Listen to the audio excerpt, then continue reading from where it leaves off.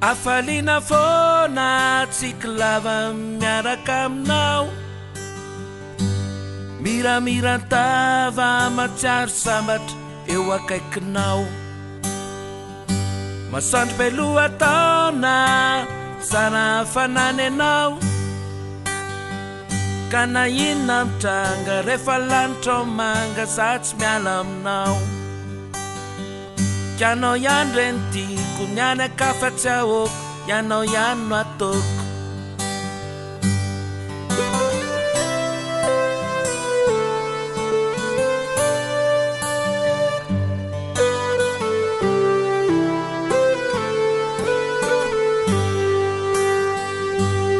Afalina fona tsiklava miaraka aminao Miramirantava matsiaro sambatra eo akaikinao Masoandro be lohataona Sara fanany anao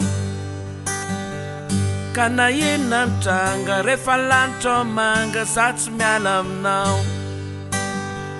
Ianao ihany reny tiako niany akafa tsy ahoko Ianao ihany no ataoko